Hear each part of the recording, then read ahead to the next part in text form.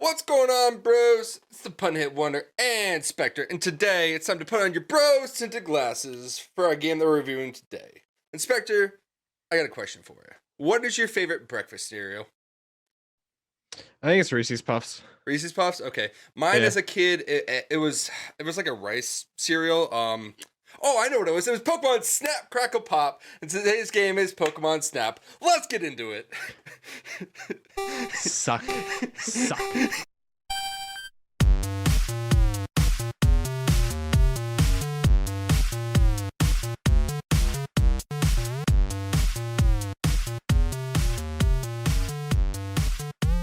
What's going on, bros? It's the Pun Hit Wonder and my lovely co-host Spectre. And today we're talking about Pokemon Snap. And if this is not a picture-perfect game, then I don't know what game you played. Because honestly, this game was a ton of fun to go back to. And there's so much we could talk about with this game. And the fact that it's getting a Switch, really, like a Switch remake, like, I don't know, a week and change from now, maybe, whenever you're hearing I this. think it's the Probably 30th. yeah, so it's, what? Actually, it might be coming out this Got weekend it? as you're hearing it. So it actually probably already came out. So go check out that game. Go check out a streamer or something. But also remember the classics of Pokemon Snap on the N64. Spectre, how you April doing, 30th. man? I'm doing okay. So Doing okay. I'm bloated off the Taco Bell. I got fat little boy stomach. So I mean, you could be a model for Taco Bell. You know, just have them. Just you need to be like running around chasing like a Pidgey with your Taco Bell stomach out, and just some random guy in like a Zoom cart, just like I really should be a fucking model for Taco Bell. I eat enough of it anyways. The amount of T4s that I've had. Actually, you know what? I got a T4 today. And for the first time in years that I've gone to Taco Bell, I was like, I'll get a T4, please, which is a Crunchwrap Supreme combo. Everyone should know that. But she was like, okay, T4, crunchy or soft taco? I was like, oh, soft. Crunchy tacos are useless to me. And then she said, regular or supreme? Never in my life. Never in my life have I gone to Taco Bell and gotten a combo and them asked me if I want the side taco supreme. I've always just assumed it was going to be the beef cheese lettuce one. But apparently there's an option for supreme. It blew my mind. Little tomato, little sour cream. Oh, beautiful. I know you got a couple of T4s at Taco Bell, but we rode the 0-1 in Pokemon Snap. Let's get into it just a little bit. I know, I was trying to figure that out while you were talking. I was like, perfect. Anyways. Yeah, it works. So Pokemon Snap, released on the N64. That's how we both play. You got your Pokemon, you got your N64. Like, I got my first ever Nintendo 64. Yeah, my first you one. said it can play international games too? It can play Japanese cartridges. Bro, we gotta get you... I got that bootleg shit. We gotta get you that train simulator, and there's a couple other ones. What? Like, did we with Hey You Pikachu? You know the voice recognition unit. Yeah. The train conductor simulator out in Japan. You can use that. You can use the VRU with the train simulator. Well, I'll show you later. Anyways. Okay. So, guys are doing great. I promise. Pokemon Snap is a lot better than what we're talking about right now. We're just slowly getting into the episode, but. Released on the N64, we both play the N64, no emulation, no pirating, because this game deserves all the love, recognition of you finding it, whether it's on eBay, Amazon, at your local retro gaming store. Go give it some love. But we'll talk about that more. Anyways, this game was released on March 21st, 1999 in Japan, and in North America, July, that's a 7, July 26, 1999. So, in the summer of 1999. You got to party like it's 1999, and we partied by playing this game. It was developed by HAL Laboratories. That was originally known as Helkin. It was a Japanese game developer made in 1980. It started off weak, making some games that weren't really all that successful. There's really nothing to talk about with them until Nintendo was like, hey, come here. You might be worth something to us, so we're going to help you from the brink of death, and you can join our team. Do you know what HAL's known for? Being a dog that lays eggs. You're not wrong. That is the logo. Yeah. But HAL, coming out of Nintendo, made Kirby's Adventure. Ooh. Super Smash Brothers. Ooh. They still make the Smash Brothers game today. They were supposed to make the Earthbound and Mother 2 game on the N64, but that was canceled. And the Pokemon Stadium games. You know about any of those, right? Pokemon Stadium? I do. And then they also made one of my favorite hits, Pokemon Pinball. So they do a lot of good third-party Nintendo stuff. Well, not third-party, but they do a lot of first-party Nintendo stuff kind of some big hits. Like it's a Smash, you know. I guess it's kind of known. You know, people do play Smash from time to people smash from time to time, whether it's on a console or not on a console. Smashing people. Check yourselves. Anyways, and it was published by Nintendo. So this game published by Nintendo. I'm not really getting good history of Nintendo. If you don't know who Nintendo is, what are you doing? Are you a gamer? I'm sorry. If you don't, like I said, they make the Mario guy. For a second, I'm like, what the fuck? No, I'm talking to the audience. Like they know that, you know, they made that big Mario guy with the Luigis and the Bowsers. They actually started off as a card company. I don't know if you know that. Nintendo? Yeah, I think I did. And then you know they went from cards to video games, and I mean the rest is history. You know, they're top 3 contenders in video game consoles around. So you know what Nintendo is. I don't know what you're doing here. Appreciate you listening, but this is a gaming podcast. I don't know what else to tell you. But this game was originally released on the N64, but it also got a Wii and a Wii U virtual console release. And then a little bit more details going on with that. And then, of course, the Switch. As you're hearing this now, it's already out on the Switch. Go check it out. If not, you know, streamer, YouTube, it'll be everywhere. So it's a big thing coming out for this summer. This game was actually the 11th best-selling game on the N64. With 3,630,000 copies sold. Holy shit. Yeah, 11th best, which is insane. You gotta think of like some of the good games that were on the console. Like this game, for how short it is, 11th best. Oh, 11th bestseller. so, like in 1999, like that's kind of like getting at the tail end of the N64 console life. So like this is not one of the last games, but like it's kind of, you know, we're kind of getting ready to kick out the N64 for the GameCube. You know, people are starting to get ready for developing for the GameCube and stuff. So like, you know, this is one of the last really good hits. I mean, you had Tony Hawk Pro Skater 3, but you could play that on the PS2. So there's some better stuff. But I mean, Snap, big time for this. So we'll go through this. We'll stop here for a second. How are you enjoying your N64? Have you ordered any more games for it at all, or just Snap? I haven't ordered any, but I am gonna pull the trigger soon. Okay. You know, I'm gonna get Paper Mario. Well, duh. Definitely gonna get Paper Mario. Definitely. Oh, dude, there was an N64 game that I really wanted to play. I'll figure it out. Oh, Banjo-Kazooie. That's play that. I don't know what that's running for cartridge wise. And honestly, I don't know if that's the best way to play it now. I mean, it's on Xbox Arcade, Xbox Live Arcade, and Xbox Game Pass. So I don't know if like the N64 is the best way to play that. I'm not gonna lie. Oh, really? Yeah. I mean, don't get me wrong. It's great to have it as a cartridge, but like at the end of the day, is it really worth it? I don't know. I don't want to like love the game, but what about N64? Like Mario 64. Is that worth it, or should I just emulate it? I have All Stars, but it's not the same, dude. No. I'd pick up the cartridge. Sick. Yeah, because I mean, I haven't played it on the All Stars pack, the 3D All Stars. I haven't played it yet on the 3D All Stars pack. I've heard it's really bad, so I'm sure I'd definitely pick up that card. I'm sure that's not running. Well, you gotta think Mario 64 is the best selling game on the console with like 11 million copies. Yeah, because that and Pilot Wings were the 2 pack-in games. So you either got one of the greatest games of all time, or you got a tech demo. You know, yeah. Pilot Wings is just a tech demo. It's like Wii Sports or Wii Sports Resort. You just do a little fly thing. So a lot of game cartridges are going for $25. Like every single game I see is like $25. Were you looking eBay or Amazon? eBay. Okay. No, Amazon. I wasn't sure where you were looking, man. You would used carts on Amazon? Oof. I don't like that. So I do it sometimes. Do I need an expansion pack and it's $70? I can get you an expansion pack cheap. So that's monstrous. That's not hard. I think I have an extra expansion pack. I can get you one. That's not an issue. That's insane. But yeah, that's kind of what I've been looking at, like Paper Mario. So you know, when it comes to Pokemon Snap, it didn't need an expansion pack, but you know what it could have used of? The N64 DD. We're not talking about bra size or cup size. We're talking about the N64 disc drive. Do you know what that is at all? Kind of curious. I'm unaware. I'm blissfully unaware to what the disc drive is. This game was originally supposed to be designed for the N64 DD. So it is a bottom peripheral. So your N64 is on the top. It's basically you plug it into the bottom of your console. And it's supposed to take discs. So this game is going to have a cartridge and a disc together for you to get the full game experience. I want to get more into full game experience. I want to get more into the disc drive because it's actually a really interesting peripheral for the N64. Designated driver. It's yes, because the N64 was Drunk getting gaming. hammered. We're like, hey yo, I need a designated driver, and the N64 DD is like, I'm right here, I got a disc in me. So I'm pretty sure that's Yeah, what it you're sounds you're like. going through the volcano stage and you're just hitting Rapidash because you're too drunk and belligerent to pilot the 0-1.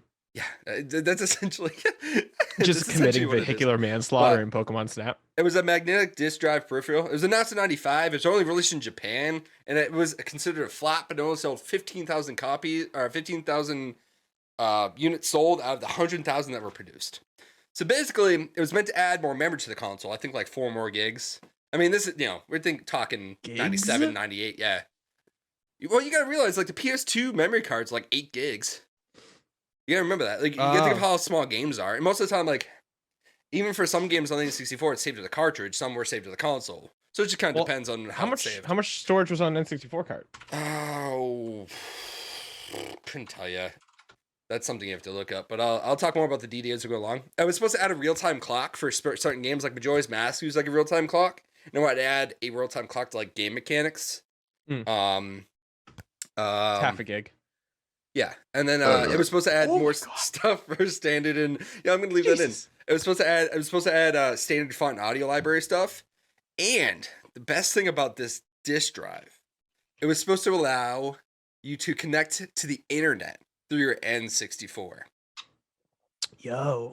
So private chat rooms. So it would allow players to create movies, characters, and animations to share online. It would connect through RANnet. It's like what? a weird. It's like RANnet. I tried to look it up what it is, and it didn't really give me a whole lot. But I guess it's like Nintendo servers essentially. Okay. And it's like PictoChat. Sure, it's like the Wii message board, which actually, if you pick this up on the Virtual Console for the Wii and the Wii U, the Wii and the Wii U message boards is how you could share photos. We'll get more into photos here in a second, because I mean, this game you kind of take some photos. But with the N64 DD, some of the games that were allowed, like there was a lot more games that were scheduled for it, but a couple of the cool popular games or the cool games I found that were released in Japan. There was a Mario Artist series. So it was like Mario Paint, Mario Paint, Mario Talent, and Mario Polygon. Japanese Pro Golf 64. SimCity 64. And then my favorite title of all time that I've found so far. Goshin the Giant, Tinkling Toddler Liberation Front Assemble. Tinkling the Giant. Toddler Liberation Front? Doshin the Giant, Tinkling Toddler Liberation Front, ! Assemble, ! I have no idea what the game's about. Is it a piss game?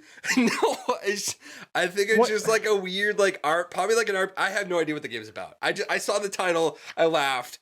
That's going in the notes. Like That's they basically what I did with it. No, I think they're kind of like putting little bullshit. Look at the cover art.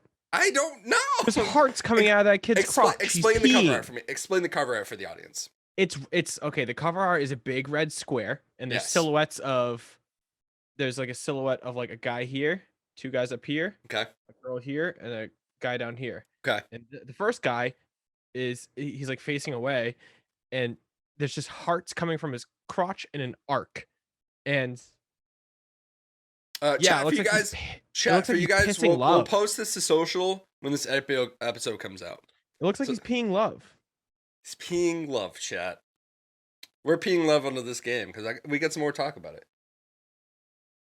So if you watch Fuck you! I am right. It is a peeing game. It's about peeing. Oh, get fucked. It'd be so cool if it was like D-Day, like Normandy, and like these little kids are storming the beach and they're just like peeing everywhere. Like that's how you do it. And like the mortars coming from the top, like the Nazis are like slinging like poop mortars, like, and these kids are just like running, just piss forward. It takes a cock out of the shoulder. I'm hit. Go on without me. Tell Marjorie back home, the love of my life, that my favorite color was actually purple.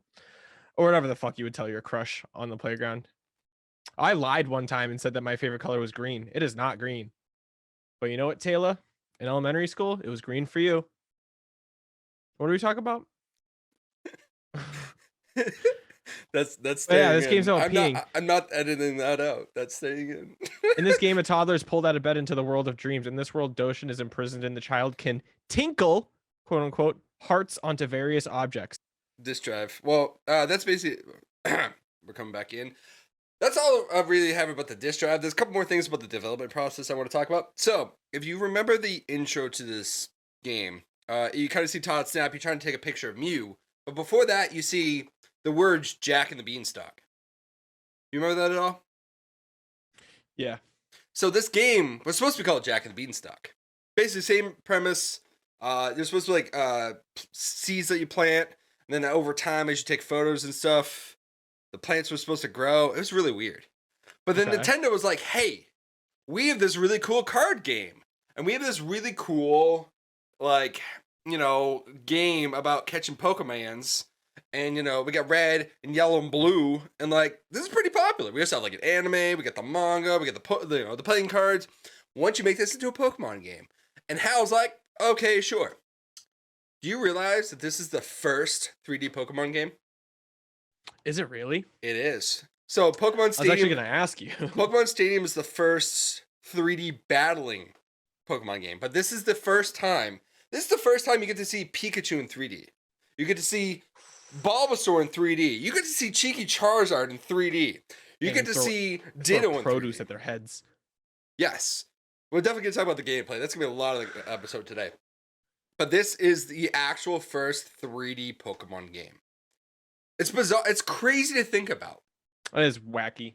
Like I said, you get Pokemon Stadium, you get Pokemon Stadium 2. And then, they don't really get 3D until, Pokemon Tournament is a knockoff, and that's still 3D. But they don't really get, 3D until, I don't know, Sword and Shield? Are they even considered 3D in that? I guess with the Dynamax battles, but, there's really no 3D stuff. Unless you get the 3DS versions, like Black and White or whatever, or the Alolan Peoples, I don't know. I don't know about Pokemon's enough, but, yeah, no, this is technically considered the first 3D Pokemon game. It's insane. It's beautiful. It is pretty. We will definitely talk about that as we go along. One more thing about the development process. It was promoted in over 66,000 hotels. Oddly enough. Hotels? Yeah. It was promoted in hotels. There was really no reason. I don't know why. It was just promoted in hotels. And then that you could play on the TVs, like games on the TVs? I guess. There's really no other information I could find on it. Okay. It was just a weird fact. I'm like, why would you promote this in hotels? But then the Blockbuster and there's another store. I couldn't remember the name of it. But yeah, so you could take your cartridge in the Blockbuster. So you can save your own photo. For example, I have Cheeky Charizard, so I'd save back here. Mm-hmm. So you can take these photos into Blockbuster, put your cartridge into the Snap Station, and you can print out photos. Oh yeah. And then, it's not just the photos. You can also get 4 stickers of the photo. So you get the photo, and then you get 4 stickers of each photo that you print out. It was like $3 a pop. Honestly, pretty good deal. But yeah, you can share it with your friends. So I'm sure this will run around. We could probably find one for like $4,000 a Snap Station. So you think it goes a lot higher? It's like 10 or 20. Really? That's insane. They're super, super expensive. They're super rare, hard to find. And the condition is everything. It was only in Blockbuster. You got to think about it. Blockbuster's closed down in 2004 or whatever. I don't know. Yeah. But there's still one more Blockbuster. Yeah. Still, it's insane. Yeah, I'm sure you can find one for pretty cheap. But that's the one thing I want to talk about that when it comes to it. So that's the whole development process and all the kind of behind the scenes stuff. It's just bizarre. What this small 3-hour game did so much for the N64 process and the N64 and kind of gaming in 1990 and Pokemon, if you think about it. Because they used the models from this to help out with Pokemon Stadium 1 and 2 to get the 3D stuff off the road. That's just insane. So, let me get the actual manual. Dude, they're not even listed. Really? Oh my god. Yeah, you can't. Not even listed. So let me. This one's 13,000, I think. Oh my god. Yeah. Grand.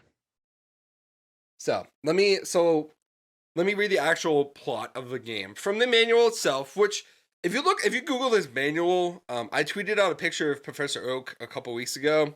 His feet are ridiculously large in this manual, and he looks like he is a meth addict. He looks so weird compared to the anime and all the other games. He just looks like he's strung out on meth. Very Pete Davidson looking Professor Oak. So you know he's slinging meat. He's just, but he's packing. From the manual itself, a letter from Professor Oak. One day, a talented young photographer named Todd Snap received an interesting letter from Professor Oak. Yeah, the kid's name is Todd Snap. Do you not know that? He was destined to photograph animals. It's like, okay, so a little rant time. It's like Tracy Sketchit from the freaking anime and from Pokemon Puzzle League. I'm not talking about Puzzle League right now. That's a rant for later. But Tracy Sketchit and Todd Snap. Okay.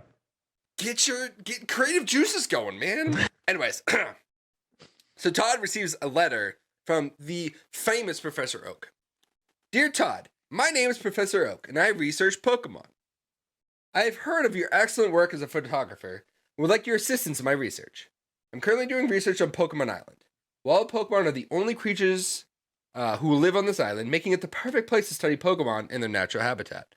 I have thought of asking Pokemon trainers to help me, but I'm afraid they'd become too interested in establishing too interested in catching the Pokemon on the island. That's basically what it is. So Professor Oak's like, hey, you're invited to instead of being invited to Smash, you're invited to Pokemon Island. He's like, go out, photography all these Pokemons, bring them back. So basically that's how it is. Todd actually does show up in one episode of the anime. I think it's episode 56. He takes a picture of the pterodactyl. Aerodactyl? Yeah, that one. Aerodactyl. Thank you. You were so close. I didn't write the name of the Pokemon in my notes because I figured I'd remember it, but I'm not a Pokemon master. I'm sorry. Idiot. So I have shiny crabs. That's it. So, gameplay. This is a rail shooter. At the end of the day, this is a rail shooter. Oh, yeah. Yeah, you're right. Except it's like the Buzz Lightyear thing in Disney World. Yeah, honestly, it's a great way to put that. So it's a rail shooter. Oh, you're riding on a track and you're 0-1, and you're just like snapping pics. You're like, hey, boom, boom, boom, boom, boom. Yeah, instead of a gun, it's a picture and lens. So you're never actually shooting them. Sport. So you can take up to 60 photos per round, and you do get some items that you can use. You get the apple, which you can throw at a Pokemon. You can hit him. You can dunk him. You can make him fall. Magmar, you can make him fall over and his leg shakes. It's kind of funny. But they also provide sustenance to the Pokemon, and they're happy. And they do some little flip and some little dance and some little, shout.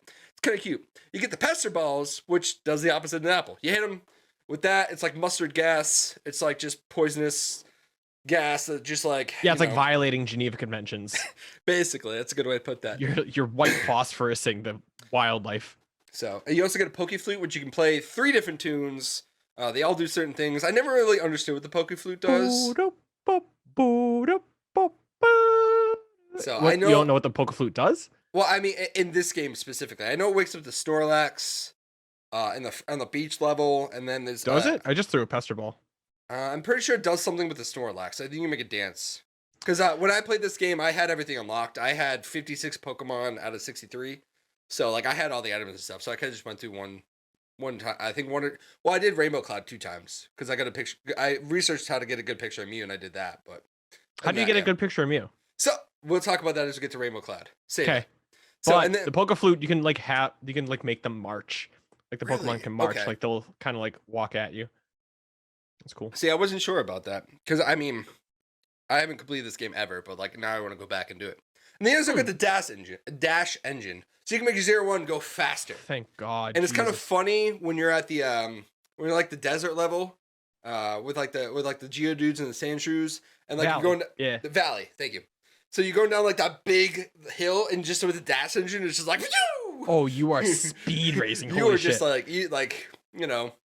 you get sponsored by Burnout with that one. Very turbocharged. So what you do with these photos. So you go through the level. It takes 3 minutes, 3 to 3.5 minutes maybe to get through each level. They're very short levels. It's a very short game. I beat this in 3 I beat this in 3.5 hours, almost completing it. It took you 2. So it's a very short game. Just know that. That's one of the biggest critiques of the game. We can get back to that further. And I'm hoping with this new Pokemon Snap game, it's not as short because it will be not worth $60. I'm sorry. If it's short 3-4 hours, not worth $60. 60's a lot. I don't know if I can spend 60, dude. When this game came out, I think it was like $70. Imagine paying $70 for this experience.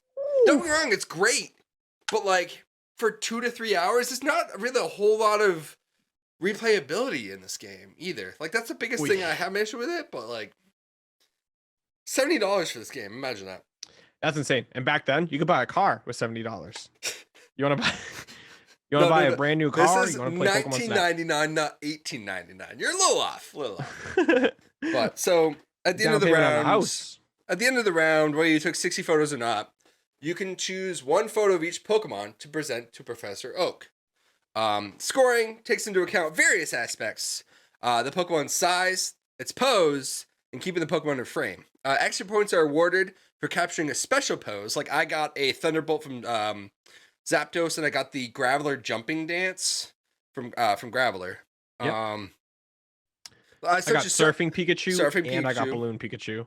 Balloon Pikachu? Balloon Pikachu? Yeah. What's that one? Did you not watch my video? What level is that from? You know Cave? When Zubat picks up Pikachu and starts flying around? Yeah. If you can hit Zubat with an apple, he'll drop Pikachu. Yeah. He'll fall, and then all of a sudden, like 5 balloons come out, like are strapped to like Pikachu's back. I gotta go back and watch that. He floats around. It's like the most valuable Pikachu photo. Oh, no, I think it's the most valuable photo that you can get. Besides Mew. Fair. So second most valuable photo. Okay. No, I just wasn't sure about that. And then you also get special more points if there are multiple of the same Pokemon in the photo. Like you got your 17,000 Charmander. I got 3 Dittos. Yeah. So like the more Pokemon you get, the more points you get. Scoring well in the Pokemon report and photographing a wide variety of Pokemon is required to make progress in this game.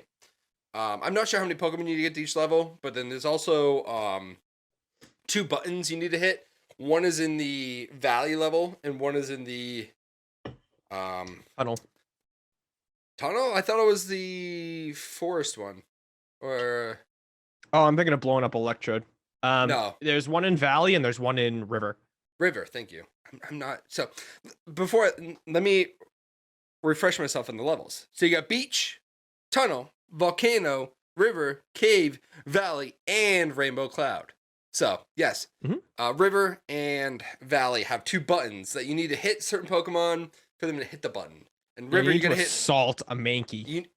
Assault a Mankey, and you also need to pester ball the crap out of a Porygon. A rock-colored Pokemon. It's kind of weird, kind of bizarre. So, did you know that there are 63 of the original 151 Pokemon in this game? 63 total. I knew there wasn't 150 some. 63? Yeah. I definitely didn't get 63. No. Like I said, I have 57 right now. I learned from you that there's Scyther, Cloyster. Yeah. I missed Dratini on my run. I don't know if I got Dragonite at all, because I played this on stream last year. Dragonite rules. I played off my old save file. So the only new Pokemon I got on this run was Slowbro, which I felt kind of dumb I didn't get before. Because like in the river, Slowpoke's right there. There's a dirt patch and a sign with a Shelder next to it. You put 2 and 2 together. Slowpoke plus Shelder equals Slowbro. You know, he dips his little ass in the river. No, it's just a little tail, and then he flicks up the Shelder, and it's like Shelder, and then just like that. So Shelder's a nightmare to photograph. Yeah, actually, I got a good one. I had 2 Shelders in the photo. Shelder and Staryu are nightmares. Dude, Staryu and Starmie are terrible to photograph in this game. Starmie? Yeah, there's a Starmie. Where? You haven't seen the Starmie? So I think if you get a good photo of Staryu, he does go down the hill with you in Valley, and he hops into the same hole that the Dragonite's in. Okay. So that's where you can get. There's also a way to get Gyarados in River. No, in Valley. Really? Okay. There's something about knocking a Squirtle into the Mankey, and then like in the waterfall, like it will come out or something. Okay. It's like I said, I haven't gotten all the Pokemon. I do want to go back and do this. Like this game, like I'm missing just a couple Pokemon. I do want to go back and get them. It'd be kind of cool. Just research them. Be like, hey, now in 2021, you could be like, hey, teach me how to get all the Pokemon. Let me complete this game. So, and then the way to get the Rainbow Cloud is you have to get 6 Pokemon signs. So in Valley, if you knock the Mankey off the mountain it shows you a secret passageway to like Professor Oak's weird like sex cabin hideout. Yeah, And he, little St. James. yeah, and then he's just Professor like, Oak's Epstein they're Island. just like, hey, there's weird Pokemon signs. If you take 6 of these photos, you can go to like this rainbow cloud, man. So he's getting Yeah, you he's on high. opiates in a hut, like hidden behind a steel door, just talking about conspiracy theories. Basically, you're gonna go photograph Mew on like a vision quest. You're going on a vision quest to photograph Mew. That's basically what's going on. Pokemon Island is just a weird vision quest. He was having you photograph all these Pokemon to train you for the Zapruder film, to film JFK, to get a good angle. And then he lost his way and started looking for conspiracies in every world. This one looks like a Cubone. It's like, okay, and bud. Mew is a conspiracy confirmed. Wow, guys, we figured Mew it out. Is JFK. It's the soul of JFK living on the moon because he created the space program. JFK did, so that when he was killed, which he set up himself to get away from his nagging wife, that there was going to be a colony on the moon already landed for him, and Mew is his soul. It all makes sense, honestly, that JFK was trying to escape Jackie O and to set up a colony on the moon, and that's why there was the race for it. He wanted to be the Russians there, so that when his soul, as Mew, escaped to the moon, he could live in peace. But then we assaulted him with apples to make his shield go away, so that we could take pictures. You know? I believe that. But Professor Oak knows the truth. He knows JFK's plan to become Mew and live on the moon. So after you unlock the all the levels and you go and take a picture of Mew and you get a proper one, there's a high score mode. Did you know that? High score mode. So basically, so that's what I played for my playthrough. Basically at the end, if you, I think you have to take like all 60 photos of like decent photos, and the high score is like 150,000. No, yeah, either 150,000 or like 1,500,000. But basically, if you take 60 photos and they're all good, decent quality, then you beat the high score. Because like I didn't go through and take 60 photos, but like I only got like 430,000 and like 530,000. The Rainbow Cloud level is like 4,200,000. It's 420 right in the title. What? So like, yeah, I don't know how you can't take 60 photos of Mew. I'm sorry, I don't know what kind of drugs you're on, but you cannot take 60 photos of Mew unless you're like a pro at this game. I would love to see a speed run of this game. I almost went back and I looked. I think from now on, I'm going to look up the speedrunning stuff and the speedrunning stats of each game that we go through. So next episode, I'll make sure I bring up that, or I'll do it on DLC. So patreon.com/Bros Into Glasses. If you want to hear about all the speedrunning stuff for Simpsons Hit and Run, American National 316 License Drive, and Pokemon Snap, $5 a month. Also, you get bonus content, and you get stuff early and often, and bonus content. So you get 2 DLC episodes a month, and also you get some random ass videos like Spectre's Starburst Adventure. So, God damn it! it's going up. Anyways, as I mentioned before, the graphics this is the first 3D Pokemon game. I just want to bring that in. What do you think of the music of this game? Each level has its own specific music. The menu had its own music. The Pokeflute had its little beats. Like, what do you think of that? I was about to hair trigger say a 10. We're not rating it. I just wanted your opinion on the music. That goes in audio. Really? Love the music. Like I said, each level has its own stuff, and honestly, I remember the cave being really cave sounding, as weird as that sounds. The beach, I mean, it had a decent surfs up tune, but like I didn't think it was like that crazy. Like the Rainbow Cloud, it just reminded Rainbow Road from But Mario like the Kart. title sequence. Oh and yeah, then like no, the Professor title Oak's laboratory. No, those are iconic, but like each level, like it wasn't it wasn't overbearing. It added a nice little ambiance to the level, but it wasn't anything that like stuck out to me. Besides, like the intro sequence and the menu music, like that definitely hits with you. Like that could be on any type of compilation, like Pokemon compilation, Pokemon Snap music. It'll work every time, So, great. So, the reviews of the game. I want to get into this a little bit. It was interesting when I was looking this up. I wasn't sure what the reviews were at the time when this game came out, and I'm kind of shocked at what I found. So, first, critics called it addicting. Would you agree with that?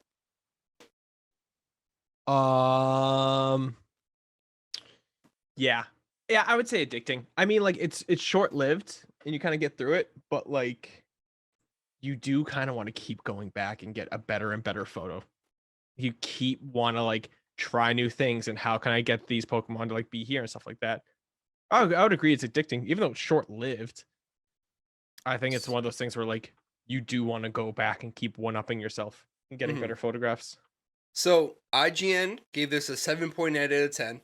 And Metacritic, the average user score was 77 out of 100. So we're talking Fair. high sevens. I saw a couple low eights, just kind of looking around, but mainly mainly high sevens is what I saw with most gaming sites for reviews. It was critiqued for being too short, but a good deviation from the main games. So it was a nice little spin-off game of, hey, Pokemon Island's not a thing. It goes off the Indigo season of the anime, off the first, generation of Pokemon. But like it's not going to be anything crazy. It's not like a mandatory game in the Pokemon series. It's fun. It adds a lot of character to the Pokemon that you might not get other than like if you read the Pokedex, you get a lot of character and a lot of backstory. But this kind of gives a little charm to what each Pokemon can do. Um Honestly, I think they nailed the Pokemon vibes Behavior? down. Yeah, the Pokemon behavior. Like Pikachu's all cute and he's annoying and Pikachu's everywhere. Pikachu's in every level, right? he is in every level. I Besides mean, Rainbow you Cloud. gotta think this is 1999. Pikachu's on every billboard in Japan. It's on, you gotta think Indigo League's so popular. The Pokemon cards are so popular. Is he in Volcano? Is he in River? I think with River, I think he is. I think he does a little speed boost thing, like the Zappy speed thing. I think you got him with that. Valley. And is he in Valley? I don't know. He's got to be in every level. Maybe he's just kind of hanging in the back. I know he's in Beach. Beach. He's in Tunnel. He's in Cave. Technically he's not in Rainbow Road, but that's kind of like a bonus level. Pretty sure. I thought he was in every level. I thought I saw something about that where he was in every level. I mean, if not, I'm shocked, I guess he wouldn't be in Volcano because they were all fire Pokemon because you had like Rapidash and Vulpix and, Charmander, Charmeleon, Charizard. I don't think I saw anything there. You have Moltres. I know he was in. Yeah, he was in Tunnel for sure. Beach. He was in Beach, Tunnel, Cave. Yeah. So I think the only two things missing is Volcano and Valley, which is shocking, honestly. You gotta think like the main Very Pokemon in your series. Yeah. Huh. That's bizarre. Maybe he was going for a little swim. Maybe. But no, I mean, this was a good addition to the Pokemon games. Like I said, behavior was really good. I think that for basically spot on with like how Pokemon would behave and act. The Slowpokes are dumb. The Psyducks are dumb. I murdered a Electabuzz. I like talking about that. It was a good time. Let's see. The Electrodes explode every time you look at them. Funny. Like I feel like they. Oh yeah, I would just do drive-bys. I would just throw an apple, make them blow up. Fuck you, kid. I think they get the behavior done right. So, like I said, it was critiqued for being too short, but it's a good deviation. So there was a couple knockoffs. Like some developers took Pokemon Snap and they made their own games. Now there was one that I want to talk about. This is an adult game. Please don't look it up. It's called Panty Raider. From Here to Immaturity. Yeah. So imagine not Pokemon, not the cute little Pokemon you got in your Pokedex, but girls and broad panties. Maybe not bras. I didn't actually look at the gameplay, but I saw the title and I chuckled. And I like bringing up all the not safe for work games you should not be playing because they're probably illegal, but I figured it'd be fun. So, yeah. This game was good enough to get some knockoffs, but are you looking it up right now? No. Oh. Yeah. Can you describe what you're seeing right now, please? Let me see. So, but like I said, I mean, 1.5 out of 10 on IGN. I believe that. Just Polygon girls, guys. Oh god, this rules. I'm excited to see. Okay. Okay. Was that? Did they really use N64 for this? What the hell? I think Pokemon Snap. so.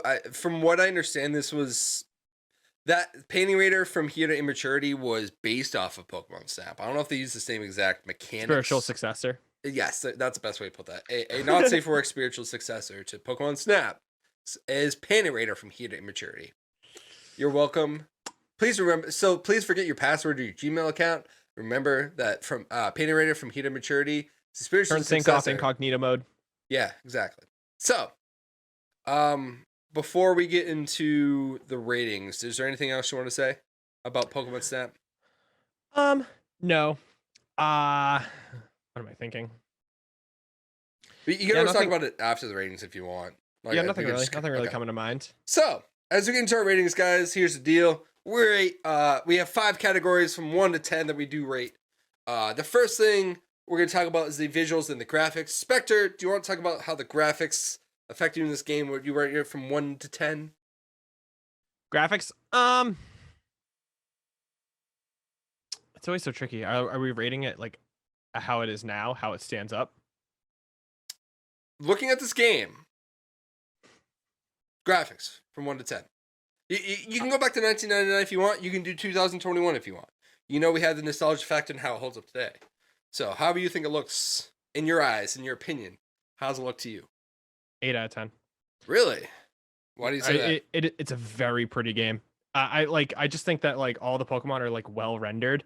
I think it's like a very like detail oriented game. I think like, you know, like the apples and stuff splash when you throw them in the water, and like seeing Meowth get caught up in gust that the Pidgeys cause, and like even the Lapras like from far away looks good, and like just I think the Pokemon are rendered really well. They're still really pretty. It is still super fun to see the legendaries like Articuno, Zapdos, and Moltres. I think they look nice. And Charizard still looks good. I mean, I would take some things away. I know. I would take some points away because I think some of the textures for the landscapes kind of bit the dust, but you kind of sacrifice that for the Pokemon. So I've played a decent amount of N64 games, and like this game uses the N64 system very well. Like it uses the 3D modeling and kind of like the 3D effects that the N64 really brought to the table very well. But I mean, it's the N64 like fog effect. There's really no like distancing issues, yeah, with the Lapras, but I think they're trying to hide the Lapras. The cave level was pretty dark, and the tunnel was very dark at times. But like that's just the part of the N64 charm, I guess if you want to say. Yeah, it does have its moments. What? Really? I don't record over here. God, Patrons. Sorry, that's Sherlock. He's being a dick for some reason. What do you want, Sherlock? Hey, you're not going in the attic. And coming back to graphics, no. So, it just at the end of the day, it looks like a great time, and the fact that it is the first 3D Pokemon game, it really does very well for the future Pokemon and kind of allowing it to be in the 3D realm. I'm gonna give this a 9 out of 10. I think for just what it did for Pokemon and and like I said, the 3D aspects, it helped out for Pokemon Stadium and Pokemon Stadium 2 and the other 3D Pokemon to go around. I think it really kind of was like, hey, we're giving this a shot, and it worked. So props to them. It was innovative. It really did work. The audio of this game, I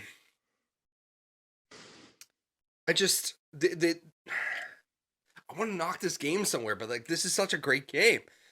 You know what else is twice as nice as the audio in this game?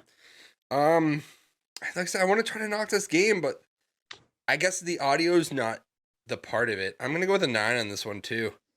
They nailed all the Pokemon sounds, like all the sounds that the Pokemon make. They nailed. Like just everything sounded great in this game. The music was pretty on point. It just the fact that it added so much ambiance and so much more feeling that you're actually on the beach, you're actually in a cave, you're actually at a volcano. It felt so nice. Even the smaller little Pokemon sounds, even the fact that like when you got far away from Pokemon, you could still kind of hear it in the background.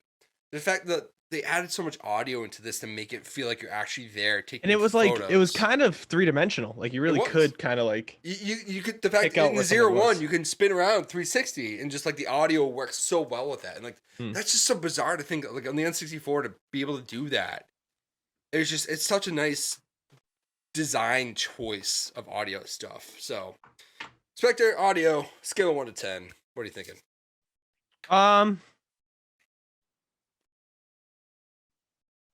Goddamn. I think I'm hitting it.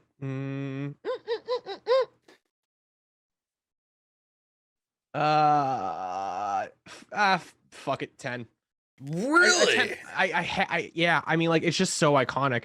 I like stuff like really sticks out in my head. Like specifically, like you start this game up, right? Mm-hmm. And he's like, let's go to the beach. And he's like, yeah. So you start the beach, and like the first 10 seconds, I could like replay like soundbite by soundbite. Like you're in the 0-1, it's like whoa, and like it starts going, and it's like it's like that beach music, and then rustle, and then and like 2 Pidgeys fly off. I'll add it right now so chat can hear what you're listening, because you basically described it perfectly. Yeah, like that. Like you get summoned into the 0-1, it's like whoa, and then it's like and then and like they start going. Like that beginning is just so burnt into my brain for like the whole game and like my whole life. And it's just so like iconic, and like just, you know, like stuff just really sticks. For the record, listeners, this is our first 10 rating, just in general. And when the Moltres explodes out of the egg, and that like shimmer that it makes when it flaps its wings open, the Articuno does the same thing. So cool. And like it just goes and flies over your head. So good. So good. Like they nailed it. That's a great point. I didn't really think about that. Like you really, wow. So gameplay 1 to 10. What are you thinking? And take gameplay what you will. Just playing this game. The mechanics, just everything about that. I want to say 7 out of 10, only because I found myself having, so like it is very intuitive. Like when you are over the center of a Pokemon, like the cues and stuff, like the reticle is red, and it kind of like gives you a little bit. It's like a headshot. Like clicking. Yeah. It's a headshot. But I will say some of the Pokemon need very particular like stick movement, and the analog sticks on N64 just aren't as well equipped to the specificity that Pokemon Snap was kind of demanding. So I was kind of struggling a little bit, and like, sure, user error, but sometimes that shit's hard. Like getting a straight shot of Staryu and Shelter is a little difficult. And Magikarp, I'm not gonna lie. I got a Magikarp, good one. So Poliwag. We did both mention that in the YouTube video. We what? Yeah, we did both mention that in the YouTube video. I did add that. By the way, guys, go check out the gameplay video of this. It's got some good funny moments. So you got me running over an Electabuzz and Spectre killing a Psyduck. So, hell yeah. And many more Pokemon and some of our headshot. So took that fucker out. So you said a 7. This is my hot take. There's a proper number, and I think I'll think about it as I go along. Professor Oak is a dick. Okay. His photo grading scale and how the programming of this looks at how the programming looks at each photo and how you do photos and what you present to Professor Oak can be so bizarre.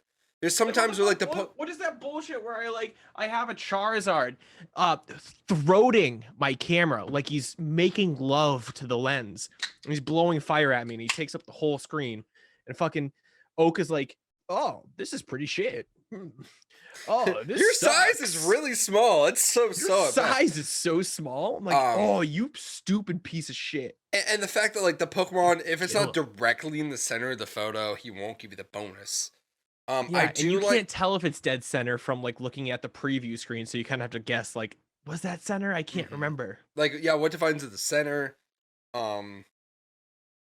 I do like the on rail stuff, the way that keeps going. You can't stop it. Well, you did with the Moltres egg, which I was. By the way, that we gotta talk about the Charmander bit for a second. What My the little trick. hell? Yeah, I had no idea. I was so chat. By the way, did you know that there were Charmanders hiding over the hill? I knew they were Charmanders, but I didn't. So I was. So by the way, guys, I edit the videos. I was watching him play the volcano level the first time, and he came out to the Moltres egg, and he specifically said, "I'm not hitting this egg." And I go, and my brain goes, interested, I'm here. And he just starts throwing apples. And Charmanders come, and Charmanders, and Charmanders. Like a Johnny Appleseed. Yes. He had 7 Charmanders in one place. And They were my babies. I was editing. By the way, guys, if you're part of the Patreon, there's a certain spot in my Discord, which every time that I'm editing, I'm going live and I'm sharing my editing experience. So you can see the raw and uncut editing process, which I'm going through these videos. My jaw dropped when you brought all these charms. I legit I had a Patreon in there, and I was like, watch this. This is insane. I had no idea this was a thing. But it was bizarre. Some of the ways, watching, I've never really watched anybody else play this game. It was myself and Lil Pun. That was it when we played this game as kids. We'll get into the nostalgia factor in a second. But just like some of the tricks and stuff in this game is awesome. And the way you play and the way I play were very different. But I just, the N64 controller, I'm curious to see how the Switch handles this remake or this remaster or this Gotta second. be motion. It's something. I'm sure there's motion controls. I'm sure there's something else. But the analog stick on the N64 was rough. Some of the game mechanics are great. Just at the end, it's just. I'm giving this a 5. Ooh. It could be so much better. I'm hoping it is on the Switch. I'm not gonna pick it up day one. I'm gonna look around. I'm really also the fact that this game is so short really does not do it justice. Like I understand why it had to be short. There was so much graphics in this, but I wonder, and it makes me wonder about the N64 DD if it does add more levels, if it does add more Pokemon, like what the DD could have done for this game. Like, could we have all 151? Could we have 8 more levels? Could it be, Gary or something? Like, who knows what the DD could have done for this game? Like, don't get me wrong, this is a great game. It's just, I wonder what could have been with the original plan kind of tacked onto it. Not Jack and the Beanstalk, but like the Pokemon, the DD. I'm just curious. I'm giving this a 5. Just, I don't know. It's bizarre. It's different. So, Spectre. Put yourself in 1999, Spectre. Yeah. You get this day one. You pop it into your N64. 1999. What is your nostalgia factor rating? What does that mean? So you're playing this game in 1999. What are you feeling? Yeah. What would you rate this in 1999? Probably a 9 out of 10, to be honest. Just like such like an insanely different game, and to like be loving Pokemon so much from like Game Boy Color perspective, and to like literally just enter worlds where like you're watching these Pokemon all around, you're watching them exist in like a nature aspect and you can interact with them. I would say 9. I would say this game would blow me out of the fucking water. Just like pester ball to the dick and just stun me to death. Like, that's how surprising this game would be. Talking with Little Pun about this a little bit. I'm giving this a 10 on the nostalgia factor. I remember playing this game.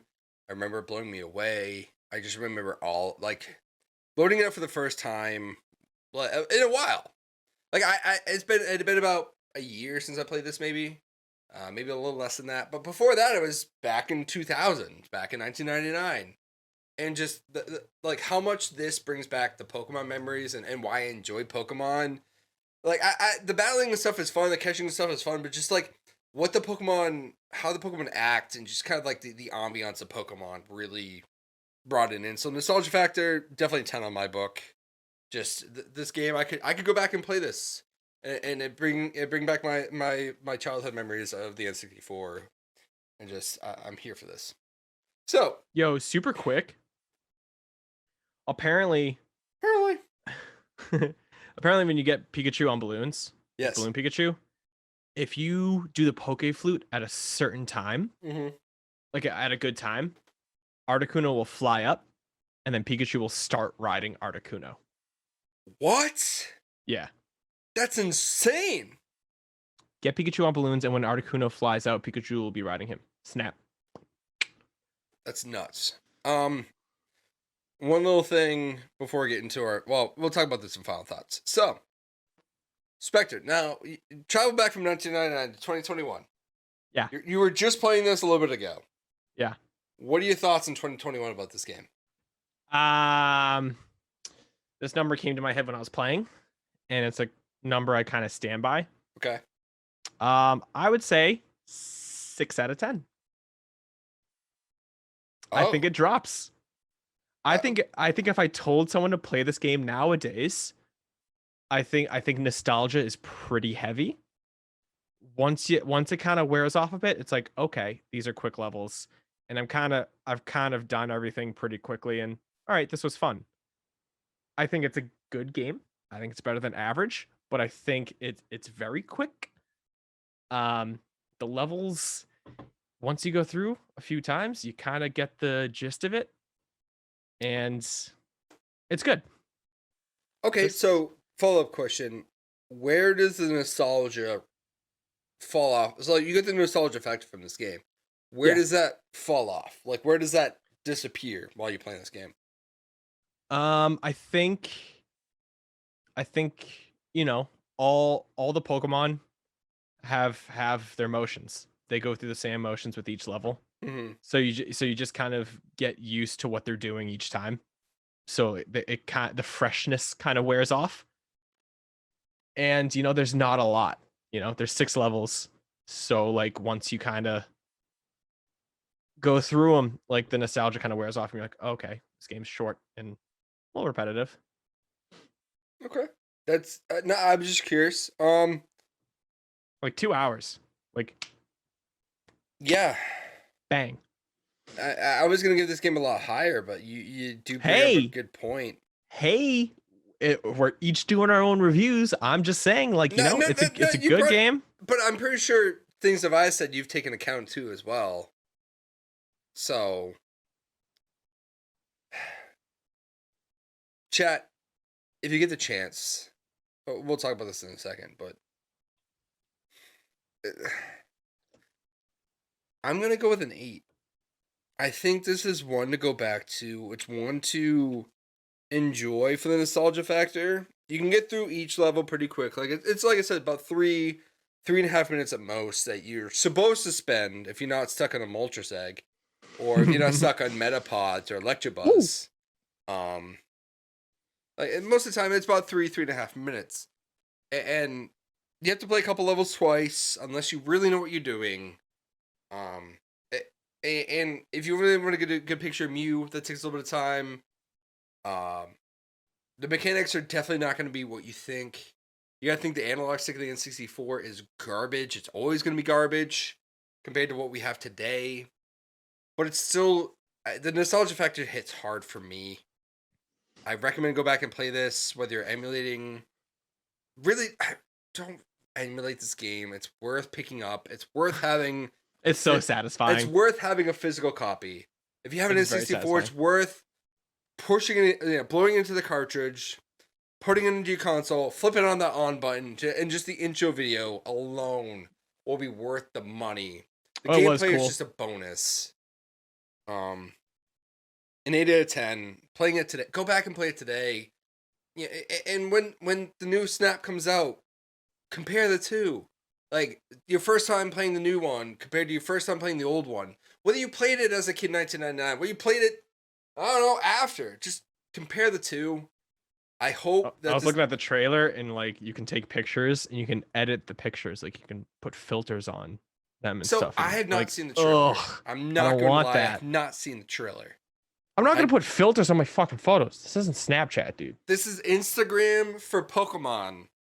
Now, I don't know if I see, and that's what I'm worried about this new one, man. Like I said, I haven't seen the trailer. I'm not gonna pick it up day one. I do want to pick it up eventually. Don't get me wrong, but like, I'm worried. Like, I'm gonna emulate the Switch copy.